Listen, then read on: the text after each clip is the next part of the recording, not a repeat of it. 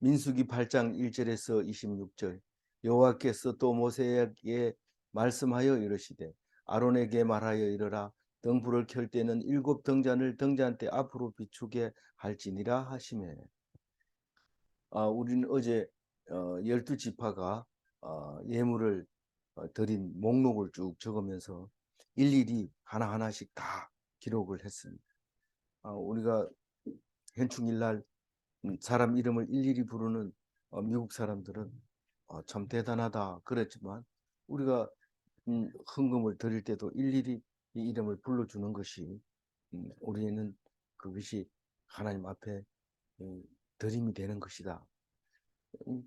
목록만 있으면 안 됩니까? 목록만 있지 않고 그렇게 글자로 표시했는데, 그게 성경은 표도 없고 그림도 없고 그렇습니다. 모든 논문이나 어떤 거는 그 공식이 있고 또 표가 있고 또 그림이 있어야 됩니다. 그런데 성경에는 공식도 없고 표도 없고 그림도 없습니다. 오직 말씀만 있는 거죠. 그 말씀으로 모든 것을 표현하는데 2차원적인 것뿐만 아니라 3차원적인 것뿐만 아니라 더 높은 우리가 보이지 않는 차원까지 말씀으로 기록하고 있을 때, 우리는 이 말씀이 뭐 이해 안 간다 뭐 이렇게 해서 업신여기기가 쉬운데, 그렇게 하지 말아야 된다는 것입니다. 오직 말씀만 붙잡아야 된다는 말씀입니다. 오늘 말씀은 등잔과 레위인 이 두 사람만 이야기를 하는데, 등잔은 어떻게 불을 켜고 어떻게 만드는 것이냐, 출애굽기에 다 나와 있죠. 다 나와 있지만 오늘 다시 한번 얘기하는 것은, 만약에 출애굽기가 책이 없어졌다 그러면 어떻게 되느냐, 조금씩 기록을 하고 자세히 기록한 것은 거기 있습니다. 우리가 인생의 매뉴얼이 그렇듯이 그 밥솥 하나 사면은 매뉴얼이 그렇습니다. 급하게 밥을 해 먹으려면 이걸 읽어라. 이래서 빨리 읽어주는 매뉴얼이 있는가 하면, 자세하게 고장이 났을 때 오래 써서 어, 공기가 빠질 때 이럴 때는 어떻게 해야 된다는 걸 자세하게 기록해 놓은 것이 있고, 대충 기록한 것이 있고 그렇죠. 그래서 우리는 오늘 출애굽기에 쓰는 것을 다시 한번 대충 읽어주면서 상기시켜주는 그런 겁니다. 그 등잔 불을 켜는 방법 이런데, 이건 그냥 뭐 자기 마음대로 생각해낸 게 아니고 모세가 명령한 거라는 것을 말하면서, 등잔불은 어떻게 켠다고 그랬어요? 앞으로 비추게 해야 된다. 등잔이 앞으로 비추고 뒤로 비추는 게 있습니까? 지금 보통 등잔은, 보통 우리가 보고 클 때 사용했던 등잔은 가운데 불이 있기 때문에 온 방 가운데다가 딱 켜놔야 됩니다. 그래서 온 방 전체가 밝아지게 돼 있는데, 여기서 등잔은 방향을 이렇게 비추게 돼 있었는지 모르겠어요. 근데 그림을 그려보면, 만들어 한 대로 만들어서 그림을 그려보면 그거를 잘 모릅니다. 어디가 앞인지 어디가 뒤인지 잘 모릅니다. 근데 우리가 이 말씀을 놓고 곰곰이 생각을 합니다. 이게 앞으로가 어딘가? 어, 이 등잔이 7개 있다는 건 잘 알죠. 가운데 하나 섰고 양쪽으로 3개씩 나가 있었기 때문에 다 합하면 7개입니다. 그래서 완전한 수가 되죠. 어, 이 7등잔을 앞으로 비추라고 그래요. 앞으로. 앞이 어디입니까? 원래는 이게 등잔대가 1개밖에 없습니다. 솔로몬 성전에 와가지고는 이게 10대를 이쪽 5개, 이쪽 5개 해가지고 만들어 놓지만, 이 원래 법궤로 만들 때는 왼쪽 편에는 등대를 놓고 오른쪽에는 떡상을 놓고 가운데는 향단을 놓고 이렇게 되어 있습니다. 근데 솔로몬은 양쪽에 5개씩 등불을 켜고 가운데 떡상을 놓고 그 앞에 향단이 있는 걸로 그림을 그려집니다. 그 자세하게는 안 나와 있지만 그림을 그리면 그렇게 순서를 그릴 수밖에 없습니다. 그래서 향을 피우려면 떡상을 지나서 향단으로 가야 되는 걸로 그림이 그려지는 거죠. 원래는 떡상은 오른쪽에 있기 때문에 떡만 바꾸려면 그거 가면 되고, 물론 이제 떡상을 바꾸려면은 향도 피우고 난 다음에 떡상을 바꾸고, 또 항상 향을 피워서 그 떡상을 떡을 새 떡으로 바꿀 때 그렇게 하는 거죠. 그, 그 그렇게 돼 있었는데 이제 그게 7개의 불을 켜야 되는데 그 불을 앞으로 비추게 한다는 것은 결국은 남쪽에서 북쪽으로, 다시 말해서 남쪽에서 성소 중앙으로 비추게 해야 된다. 그 말일 수밖에 없습니다. 우리는 그 촛불을 가끔은 촛불로, 축복의 등불로 그렇게 말하고 있습니다. 그것은 늘 앞으로 비춰야 됩니다. 지나간 뒤라든가 이렇게 하는 것이 아니라 우리가 하나님 앞에 가까이 갈 때 필요한 축복입니다. 하나님 축복은 결국은 우리가 어려움을 겪고 고통 속에 살 때 하나님이 축복을 받는 거죠. 그래서 그 빛으로 나가게 되는 거죠. 그러니까 이 빛이 우리에게는 앞을 비추는 빛이 되어야 된다.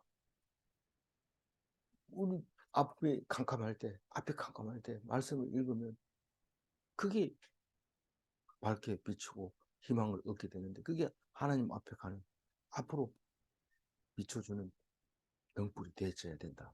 그런 말씀을 하고 있는 것 같아요. 3절 읽어보겠습니다. 아론이 그리하여 등불을 등잔대 앞으로 비추도록 켰으니 여호와께서 모세에게 명령하신 것 같다. 원래 이제 아론이 이 제사장이 가서 불 켜고 나중에 이제 당번이 가가지고 당번 제사장이 들어가서 불을 켜고 떡을 갈고 향을 피우고 그러죠. 4절 읽어. 이 등잔대 제작법은 이러하니 곧 금을 쳐서 만든 것인데 밑판에서 그 꽃까지 쳐서 만든 것이라. 모세가 여호와께서 자기에게 보이신 양식대로 이 등잔대를 만들었다. 이 쳐서 만드는 거는 우리가 아직 기술자가 아니라서 잘 모릅니다. 어떻게 치는지 모르지만 두드려서 늘려서 만들고 이런 거죠. 그리고 달궈서 붙이고 이런 건데 쳐서 만드는 건데 그 쳐서 안 만들고 다른 방법이 있나 이런데 부어 만드는 게 있어요. 이 모양대로 만들어서 틀을 만들어서 그 금을 붓든지 쇠를 부어가지고 틀을 부어서 만든 게 부어 만든 거 쳐서 만드는 거. 우상 만들 때 많이 나오죠. 부어 만드는 거는 우상을 많이 만들어서 10사람에게 공급해 주는 거예요. 그 쳐서 만드는 건 굉장히 값이 비싸고 만들기도 이제 좀 어렵지만 그 대신 정교하게 만들 수 있고요. 그 다음에 깎아서 만드는 거죠. 목상은 깎아서 만들고. 그래 큰 덩어리를 갖다 놓고 깎아서 만드는. 우상 만들 때 그런 모습을 보여줬는데 예수 믿는 사람은 뭐 우상 만들 필요도 없고 또 하나님 믿는 사람 우상 만들지 말아서 안 만들지만 그래도 얘기해 보면 너희들이 깎아 만들고 저기 부어 만들고 쳐서 만드는 그런 그 아니냐. 성경에는 우상을 섬기는 사람은 이스라엘 백성에서 끊어지고 그 사람은 이스라엘 백성이 아니라 했는데도 한결같이 그 우상 만드는 얘기를 합니다.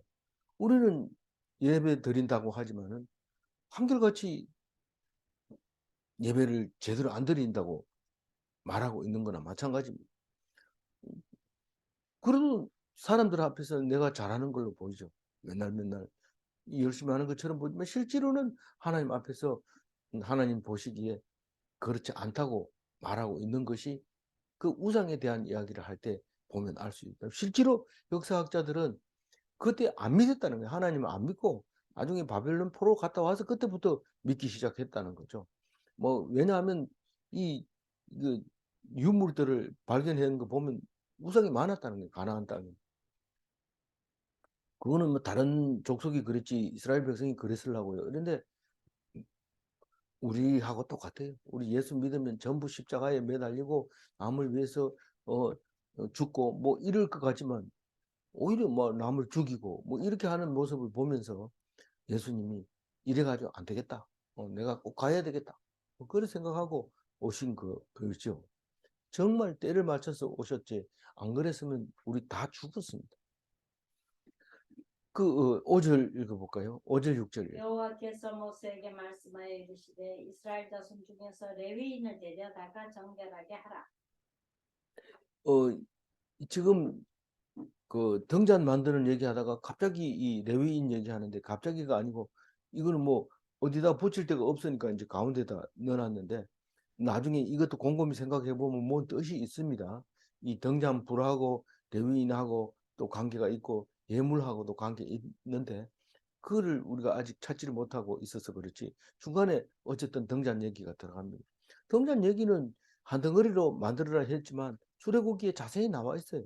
네, 뭐 어, 잔의 형상은 살구꽃 꽃받침 모양으로 가지고 있고 뭐 이러면서 한데 그대로 그림이 멋있는 그 촛대가 나옵니다. 실제로 그거를 어, 한 세 개를 가지고 한 달란트 가지고 만들어냈는데 얼마나 34kg이나 되는 그런 무게의 촛대를 만들어 놨습니다. 그러니까 끄떡도 없이 딱 서 있죠.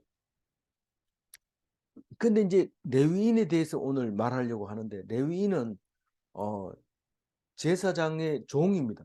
제사장의 종, 시종이라고 말을 해놨는데 레위인은 권한이 없고 제사장이 시키는 일만 합니다. 하라면 하고 또 그리고 평소에는 뭐 제사장이 일일이 뭐 시키니까 한번 얘기했던 건 그대로 쭉 이렇게 따라하고 그렇게 하는 게 이제 레위인인데 오늘 그 레위인의 직무를 감당하려면 우선 정결하게 해야 되고 제사를 드려야 되고 어, 그러고 나서 레위인의 역할을 다 해라 이렇게 말할 때 정결 제일 먼저 정결이 나옵니다. 그 제사 드릴 때는 요제로 드리라. 무슨 말이냐? 레위인이 요제 제물이 되는 겁니다.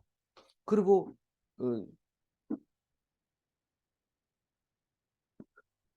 하나님의 성소에서 일을 하게 되는데 이 예수님하고 마찬가지. 완전히 제물로 바쳐져야 되고 그래야 하나님의 일을 할 수 있는 예표가 됐던 거죠. 그거를 말하고 있어요. 7절 읽어볼까요? 너는 이같이 하여 그들을 정결하게 하되 곧 속죄의 물을 그들에게 뿌리고 예. 그들에게 그들의 전신을 삭도록 밀게 하고 그 의복을 빨게 하여 몸을 정결하게 하고 네.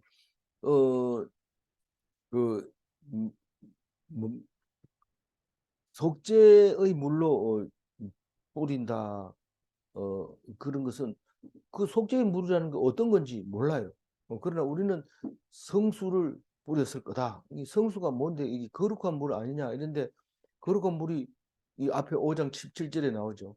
거룩한 물에다가 티끌을 넣어가지고 저주가 되게 하는 썬물을 만드는 이야기가 나오는데 오늘 여기 속죄의 물도 성수일 건데 성수가 어떻게 만드는지 몰라요. 거기 그, 그 출애굽기 보면 뭐 그 물을 만드는 방법이 있는데 어, 거기에 대해서는 그거를 사용했는 건지 그건 알 수 없어요.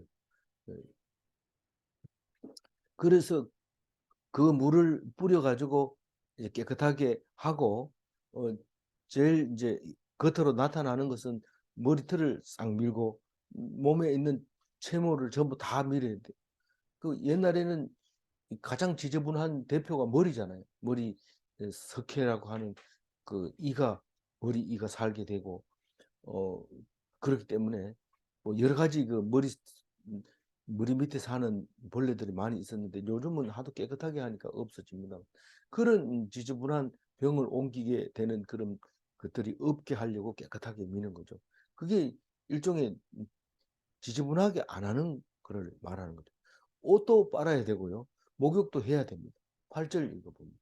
또 그들에게 수송아지 한 마리를 번제물로 기름 섞은 고운 가루를 그 소제물로 가져오게 하고 그 외에 너는 또 수송아지 한 마리를 속죄 제물로 가져오고 저 깨끗하게 하기만 하면 되는 게 아니라 깨끗했으면은 제사를 드려야 되는데 그게 번제물과 번제물이 있으면 반드시 소제물이 따라와야 되고 모든 제사는 번제물이 있어야 되고 원래는 이제 속죄 제물 때문에 그런 거죠. 그러니까 속죄 제물은 여기 수송아지 한 마리입니다. 보통 사람은 속죄제 드릴 때는 순염소 한 마리면 되는데 이 제사장 레위인이기 때문에 여기 정결하게 복무를 시작할 때 직무를 시작할 때는 수송아지 한 마리를 잡는 걸로 이렇게 되어 있습니다. 9절 읽어볼까요? 레위인을 회막 앞에 나오게 하고 이스라엘 자손의 온 회중을 모으고 그러니까 우리가 어, 뭐 목사 임명한다든가 전도사를 임명한다든가 교사를 임명할 때 그냥 목사실에 불러가지고 이렇게 임명장 주고 치우는 게 아니라 여러 사람 앞에서 공포를 해야 됩니다. 이 사람은 교육자입니다라고 교육하고 그리고 이제 임명장을 주게 되죠. 그 임명장으로 이제 직무를 수행하게 되죠. 그게 회중을 모으고 10절 읽었나요? 읽어주세요.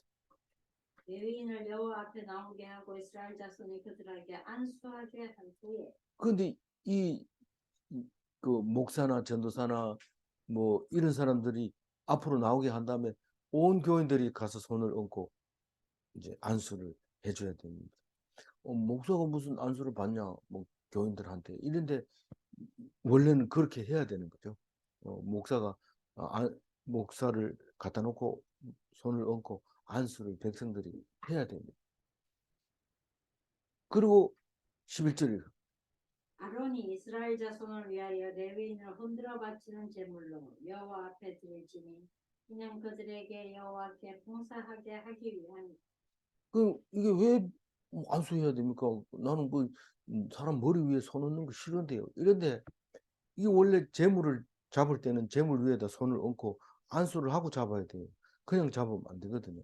근데 지금 레위인은 지금 요제로 제사를 제물로 바쳐야 되거든요. 그러니까 손을 얹어서 안수할 수밖에 없어요.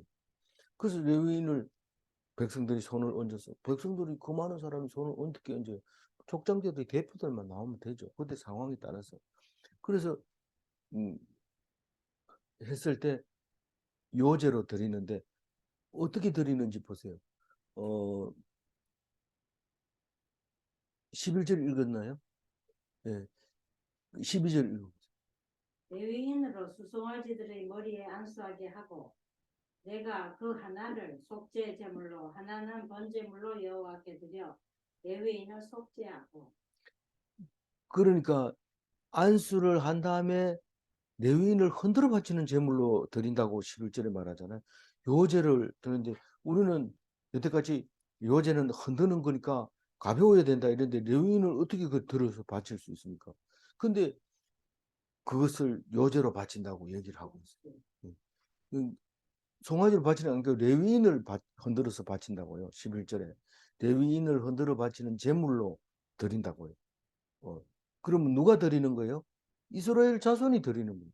우리 제물이 누구를 위해서 드려져요? 그 드리는 자, 헌신하는 자를 위하여 죽잖아요.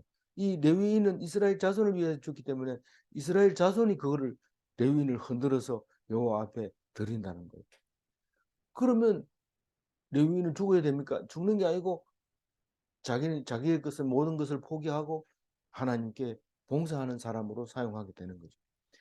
그래서 12절에 보면은 레위인은 그 자기가 죽어야 되는데 수송아지를 대신해서 안수를 하게 되고 속죄 제물로 번제물로 이렇게 둘 다 여호와 앞에 드리는데 그러면 레위인이 죽어야 될 거를 수송아지가 죽고 또 속죄 제물로 수송아지가 죽고 번제물로 수송아지가 죽어서 두 마리가 죽어서 이제 레위인은 흔들어 바치는 제물이 된 것이죠. 근데 예수님은 직접 죽으신 거예요. 직접 죽으신 거예요. 그래서 예표로 보냈지만은 형식적으로 하는 것 때문에 안 되겠다. 직접 해라. 그래서 하나님이 아들이 오셔서 직접 죽게 되는 것이죠. 13절 레위인을 아론과 그의 아들들 앞에 세워 여호와께 요제로 드릴지니라. 그렇게 했는 걸 갖다가 제사장이 레위인을 여호와 앞에 요제로 드렸다고 얘기를 합니다. 그럼 요제를 드린 거는 누구의 몫입니까? 아론. 예, 제사장의 몫이잖아요. 요제는 다 제사장의 몫이. 그래서 레위인은 제사장의 종입니까? 레위인은 제사장의 종이 그냥 드려졌기 때문에 레위인 몫이에요. 제사장 몫이에요. 레위인은 제사장 몫이다. 모든 것은 제사장 앞에서. 그래서 예수 믿는 사람은 전부 그 제사장 앞에서 제사장 된 목사 앞에서 교인들은 교회 일에 대해서 수종 들어야 되는 거죠. 14절. 너는 이같이 이스라엘 자손 중에서 레위인을 구별하라. 그리하면 그들이 내게 속할 것이다. 이스라엘 장로 중에서 레위인을 구별하라. 이렇게 하면 이제 범위를 따라서 이스라엘 백성 중에 레위인이니까 교인들 중에 구별하는 거. 또 교인들 중에서 세상에서 교인을 구별하는 거. 이렇게 구별되는 것에 깊이 들어가는 거죠. 세상에서 성도를 구별하는 것과 성도 중에서 사역자를 구분하는 것과 사역자 중에서 목사를 또 구분하는 것과 이렇게 구분을 계속해 나가는 거죠. 15절. 내가 그들을 정결하게 하여 요제로 드린 후에 그들이 회막에 들어가서 봉사할 것이다. 그 요제를 드리는 제물이 지저분하거나 다쳤거나 부정하거나 이러면 요제를 드릴 수 없습니다.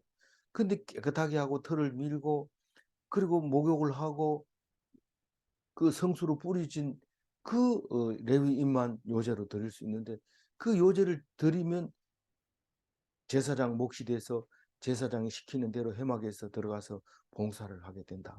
그 말을 15절에 하고 있습니다. 16절. 그들은 이스라엘 자손 중에서 내게 온전히 드린 바 된 자라. 이스라엘 자손 중 모든 초태생 곧 처음 태어난 자 대신 내가 그들을 취하였느니. 그들은 누굽니까? 16절에 그들은 레위인. 레위인. 레위인은 이스라엘 자손 중에서 온전히 드린 바 됐다는 것은 자기 게 없다는 거예요. 자기 게 없어. 자기 게 없고 100% 제사장이 시키는 대로 하는 것이 인데 그것은 왜 그렇게 했습니까? 이러면 이스라엘 자손 중에 처음 태어났기 때문에 장자기 때문에. 그래서 레위인은 장자입니다. 그래서 가정에서 장자는 신주라고 말하죠. 신주. 그래서 누가 믿었느냐? 때로는 아내가 제일 많고 그 다음에 남편일 수도 있고요. 또 자식 중에서 부모를 가끔 끌고 나가면 신주가 이제 뭐 끌고 나간다는 말이 좀 그렇습니다만 모시고 교회에 가게 되면 어, 그 사람이 신주가 되는 거죠. 그래서 그걸 장자라고. 장자. 처음 예수 믿게 된 사람을 말하고 있는 거죠. 그게 온전히 들임받은 사람은 그 사람은 욕을 먹든지 무슨 뭘 하든지 온전히 들여졌기 때문에 상관없습니다. 뭐 고생도 할 수도 있고 욕을 먹을 수도 있고 심지어는 죽임까지 당할 수 있지만 그러나 그게 온전히 들임받는 것이다 라고 얘기하면서 레위인은 그렇게 예, 그 장자로 그 대신에 레위인을 취했다. 그러면서 17절. 이스라엘 자손 중에 처음 태어난 것은 사람이든지 짐승이든지 다 내게 속하였으면 내가 애굽 땅에서 처음 태어난 자를 치던 날에 그들을 내게 구별하였습니다. 그러니까 뭐 그렇게 이쁜 장자만 데리고 갑니까? 차라리 장자는 나이가 주고 뒤에 난 사람 데리고 가면 안 됩니까? 이런데 그게 안 됩니다. 옛날에 유교에서도요. 장남이 자식이 없으면 차남이 자식을 여럿이 낳았을 때 양자로 데려가는 게 맏아들을 데리고 갑니다. 둘째 아들 주거나 이러면 안 됩니다. 맏아들이 데리고 가요. 그것처럼 이 우리의 장자를 하나님이 데리고 가겠다. 그렇게 말할 때 출애굽할 때 그때부터 10가지 재앙을 내릴 때 마지막 재앙이 장자를 딱 치니까 내보내주잖아요. 그래서 그건 그렇기 때문에 이 장자는 내 것이다라고 그때부터 선포를 해서 무조건 드리게 된 거죠. 알고 보면 이 전체 아담에서부터 시작해서 장자는 하나님의 것이라고 인정하고 있는 이야기를 기록하고 있습니다. 그래서 장자는 구별되어지는 사람을 장자라고 말하고 있는 거죠. 19절 읽어. 내가 이스라엘 자손 중에서 레위인을 취하여 그들을 아론과 그의 아들들에게 주어 그들로 회막에서 이스라엘 자손을 대신하여 봉사하게 하며 또 이스라엘 자손을 위하여 속죄하였나니 이는 이스라엘 자손이 성소에 가까이 할 때에 그들 중에 재앙이 없게 하려 하였습니다. 이게 자세히 읽어보면 묵상할 게 많아요. 누가 이스라엘 자손 중에 레위인을 취했다고요? 하나님이 그들과 아론과 그의 아들들에게 주어 그들을 아론과 그의 아들들이 뭡니까? 제사장, 레위인을 제사장에게 주어서 그들로 회막에서 이스라엘 자손을 대신하여 봉사하게 하며, 그러니까 레위인은 이스라엘 자손을 대신해서 봉사합니다. 너희들은 우리를 위해서 봉사하게 돼 있으니까 이것도 해 저것도 해 마루도 닦아 천장도 닦아 이렇게 얘기를 할 수 있을까요? 그 대신 가만히 있으면 대신 해주는 거지만 하라고 명령하는 것이 아니라 그냥 대신 하나님께 봉사하는 것이 우리가 해야 될 것을 하고 있는 거예요. 그러니까 어떻게 해야 돼요? 감사해야 되죠. 어. 이스라엘의 죄를 어떻게 했다는 거예요? 예, 이스라엘의 죄를 속죄했다. 그렇게 봉사함으로써 너희들이 다 했다고 말하는 거죠. 이 레위인이 하는 것을 가지고 백성들이 다 했다고 말하는 거죠. 사실 뭐 교회 가가지고 헌금하는 사람이 있고 안 하는 사람이 있지만 하는 사람은 안 하는 사람의 몫까지 했다고 하나님이 말할 수 있어요. 왜냐하면 하나님 스스로가 그렇게 취했다는 거죠. 그렇게 취했다는. 그래서 헌금하지 않아도 똑같은 은혜를 받을 수 있는 거죠. 그러나 알고 나면 레위인이 얼마나 귀한 건지 알죠. 나만 힘들게 해요. 이런데 니만 힘들게 하는 이유는 장자기 때문에 그렇고, 니만 힘들게 하는 이유는 다른 사람을 위해서 그 일을 봉사하기 때문에 그렇다. 그래서 봉사라는 건요, 잘해야 돼요. 잘 모르고 봉사는 하다 말다가 이래 해도 되는 줄 알고 있는데, 봉사야말로 하다 말다 하면 안 됩니다. 돈 버는 것 같으면 뭐 적당하게 일하고 남 그만두면 딴 사람이 그 일을 하고 또 돈을 벌 수 있기 때문에 악착같이 일을 하는 것은 나쁜 거라고 성경은 말하고 있습니다. 네가 안 하면 딴 사람 할 거지만 너는 쓸데없이 돈을 벌어가지고 쓸데없는 데 쓴다. 이렇게 야단치기 때문에 꼭 필요한 것을 위해서 일하는 것만 인정해주고 나머지 그보다 더 일하는 것에 대해서는 하나님이 미워하시는 거죠. 그런데 봉사는 한 번 했다 하면 끝까지 해야 됩니다. 죽을 때까지 목숨 걸고 하는 게 봉사지, 하고 싶으면 하고 안 하고 싶으면 안 하는 그게 봉사가 아니라는 거예요. 그건 레위인도 아니라는 거죠. 진짜 끝까지 하면 레위인이라고 인정하는 거고, 성실하게 안 하고 그냥 중간에 그만두고 이러면 레위인인 줄 알았는데 아니다 이렇게 말하는 거죠.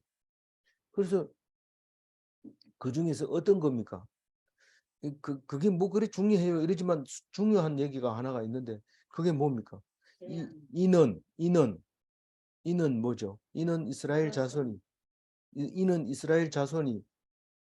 19절 제일 끝에 하반절에 이는 이스라엘 자손이 성소에 가까이 할 때에 그들 중에 재앙이 없게. 예. 아니 이스라엘 자손이 그 성소에 가까이 와서 죽는다. 그거는 뭐 율법에 있어서 그렇지 왜 죽을 것이며 또 이 사람들로 인해서 그게 왜 안 죽게 될 수 있을까요? 이렇게 말할 수 있어요. 그러니까 우리는 성소에 가까이 갈 수 있어요. 그러나 누구나 갈 수 없어요. 하나님이 주어진 사람에게만 갈 수 있습니다. 그게 우리는 성경을 읽고 해석하고 가르칠 수는 있어요. 그러나 자격이 주어진 사람에게만 권한이 있습니다. 안 그러면 죽을 수 있어요. 그렇기 때문에 우리가 사이비 이렇게 얘기하면 그 어디서 안수를 받았느냐 또 누가 그랬느냐 이걸 따지는 이유가 거기에 있는 거죠. 잘못하면 사람을 살리는 게 아니라 죽여버리는 거예요.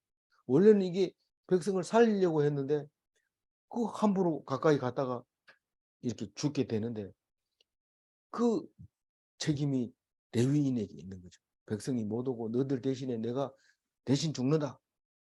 그 예수님도 사실은 이 법에 걸려서 죽은 거예요. 하나님 백성들이 보는 눈으로 볼 때는 너희들이 지금 성소 가까이 왔다. 네가 하나님 아들이라 그러고 막 주장하고 주인이라 그러고 이러면 벌써 침범했다. 하나님 가까이 갔다. 그러니까 너희들은 죽어야 된다. 제사장이 할 일은 너희들 죽이는 거, 너를 죽이는 것밖에 없다. 이래서 예수님을 죽이는 거죠. 무서운 얘기예요. 사실은 이 얘기가. 20절 읽어보죠. 모세와 아론과 이스라엘 자손이 온 회중이 여호와께서 레위인에 대하여 모세에게 명령하신 것을 다 따라 레위인에게 행하였으되 곧 이스라엘 자손이 그와 같이 그들에게 행하였다. 그러니까 20절 얘기는 오늘 중심 말씀인데요.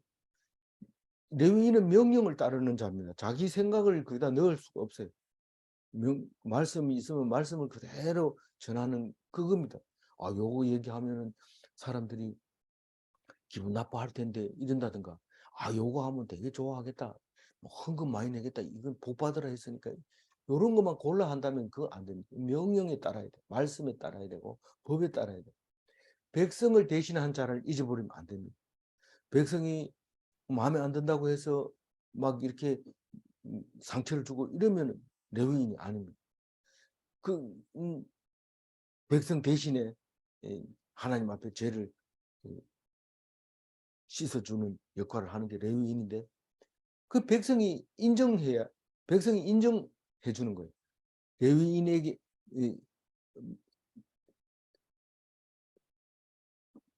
뭐라고 해놨습니까? 모세와 아론과 이스라엘 자손의 온 회중이 그러니까 레위인 말고 모든 사람을 얘기하니까 모세와 아론과 이스라엘 자손 중 온 회중이 여호와께서 레위인에게 대하여 모세에게 명령하신 것을 다 따라 레위인에게 행하였으되 지금 명령대로 다 했는데 다른 말로 얘기하면 이스라엘 자손이 그들에게 이렇게 행했더라. 장자로 인정하고 우리의 죄를 대신한다는 것을 인정하고 그렇게 했다는 겁니다. 그래서 레위인을 인정하면 백성이고 레위인을 인정 안 하면 백성이 안 되는 겁니다. 이 예수님이죠.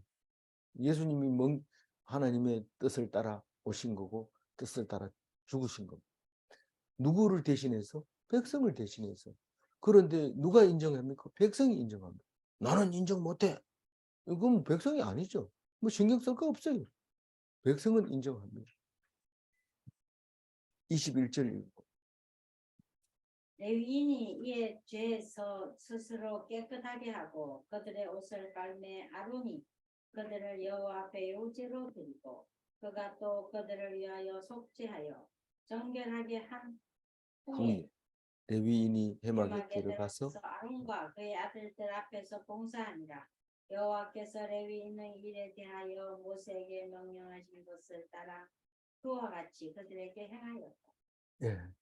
그 예수님이 오시는 것을 레위인을 읽으면서 이렇게 그림을 그리면 스스로 깨끗하게 하고 예수님은 죄가 없습니다. 처음부터 죄가 없고 그래서 그 깨끗하게 한 거죠. 그런 상태에서 요제로 드려졌죠. 뭐 예수님이 요제로 드려졌느냐, 화목제로 드려졌냐, 유월절 어린 양으로 유월절 제물로 드려졌느냐, 뭐 우리들이 화목 제물을 드려졌느냐, 뭐 번제를 드려졌느냐, 뭐 여러 가지 얘기를 하지만 그 모든 것이 예수님. 예수님은 뭐냐? 모든 것이다. 우리의 모든 것이 예수님이다. 그런 거 생각하면 레위인은 예수님은 레위인은 예수님의 예표인 것이죠. 23절. 여호와께서 또 모세에게 말씀하여 이르시되 24절. 레위인은 이같이 할지니 곧 25세 이상으로는 회막에 들어가서 공부하고 봉사할 것이요. 원래 레위인은 30세부터 50세까지인데 그거는 개를 운반할 때 그리고 막 이렇게 다루고 이제 회막을 걷고 이럴 때 잘못하면 그 하나님이 보이면 안 되니까 그걸 못 보게 하려고 노숙한 사람 30세에서부터 50세부터 했지만 여기 봉사하는 거는 물 떠오고 불 켜고 떡 가리고 이런 거는 좀 젊을수록 낫거든요. 그래서 25세로 5세 앞당겨서 이제 공부할 수 있도록 해놨다는 것은 참 세밀하게 성경이 적혀 있는데 공부를 안 하니까 그게 모르는 거죠. 25절, 26절. 50세부터는 그 일을 쉬어 봉사하지 아니할 것이나 네, 그의 형제와 함께 회막에서 돕는 직무를 지킬 것이요 네. 일하지 아니할 것이라. 너는 레위인의 직무에 대하여 이같이 하지. 그 50세가 되면 이제 정년이 되죠. 우리 목사는 70세가 되면 이제 정년인데, 일하지 말아요. 일하지 말아요. 왜냐하면 일하면 다른 사람 일자리 떨어지잖아요. 그러니까 봉사하지 마라. 다른 사람도 봉사해야 이런 것이고, 또 노인들이 또 하다 보면 피부 자빠지고 일만 저지를 수 있어요. 뭐 요령은 있지만은 그래서 정해놓은 거죠. 너무 세밀하게 해놨죠. 근데 그 그래도 도와야 돼요. 이건 어떻게 합니까? 그거는 이렇게 해야지. 그렇게 도와줘야 돼요. 나 모르겠다. 나 일절 모르겠다. 이렇게 하면 안 되는 거죠.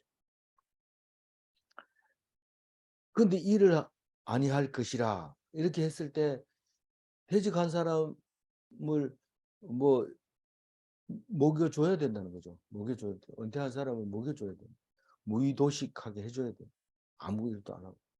요즘 레위인은 오직 제사 지내는 데만 집념해야 되고, 또 회막에서 돕는 직무를 지킬 거라고 하는 것은 그 법칙에 대해서 연구를 해야죠. 가만히 앉아서 머리는 돌아갑니다.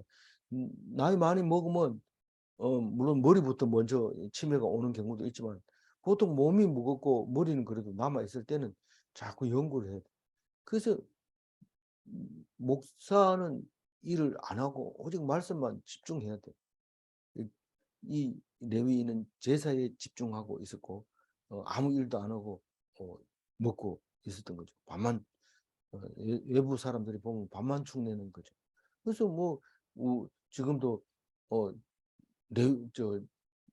유대인들이 아무 일도 안 하고 성경만 본대요 이러면서 비웃는 것처럼 얘기하지만, 사실은 그 사람 없으면 유대인들 다 죽습니다. 이 법이 없으면 얼핏 보면 괜찮은 것 같지만, 일 열심히 하면 살 것 같지만, 일 열심히, 벵글라데시 이런 사람들은 일을 안 해서 그렇게 가난합니까? 이 말씀이 없으면 그렇게 될 수밖에 없어요.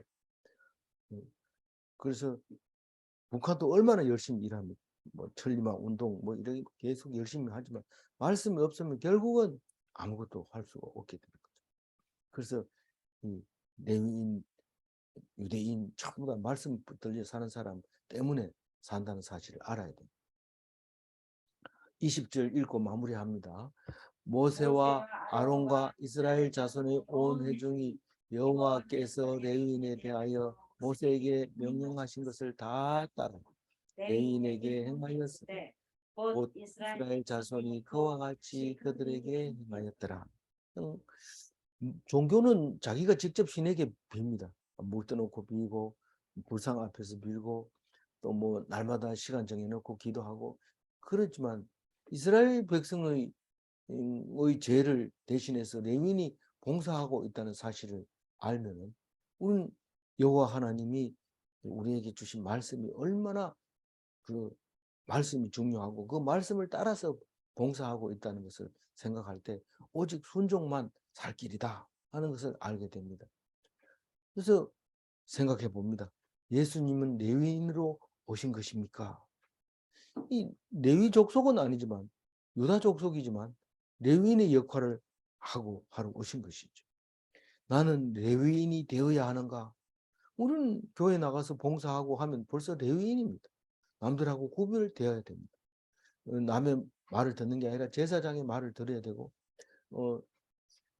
남을 위해서 내가 봉사를 해야지, 남 위에 군림하기 위해서 봉사하는 교회 직책이 가끔 생길 수 있는데, 그렇게 하지 않도록 해야 되는 것이죠. 아무쪼록 이 민수기의 말씀으로 교회 일이 힘이 있어지고, 또 교회 하나님의 백성으로서의 삶이 행복해지는 그런 그리스도인이 다 되시기를 바랍니다. 기도하겠습니다. 하나님께서 모세에게 가르쳐 주신 것이 곧 하나님의 말씀인데, 우리는 그 말씀을 세상 사람의 법으로 바라볼 때 아무것도 얻은 것이 없고 믿음 없는 자로서 하나님 백성이 아니게 된 것을 알게 됩니다. 오직 믿는 자에게만 하나님 백성 되는 권세를 주셨사오니 우리 마음속에 믿음이 있게 하여 주시고 그 믿는 마음으로 하나님 말씀 묵상하는 것이 힘들지 않게 하시고 그 믿음으로 성실하게 하시고 그 믿음으로 끝까지 하나님 말씀만 붙잡게 하여 주셔서 이 땅에서 영광을 얻는 것이 아니라 천국에서 더 큰 상을 얻는 밝은 것을 바라보는 등잔불이 비춰주는 그 길을 갈 수 있도록 주님 인도하여 주시고 이끌어 주옵소서. 감사하옵고 우리 주 예수 그리스도 이름으로 기도 올리옵나이다. 아멘.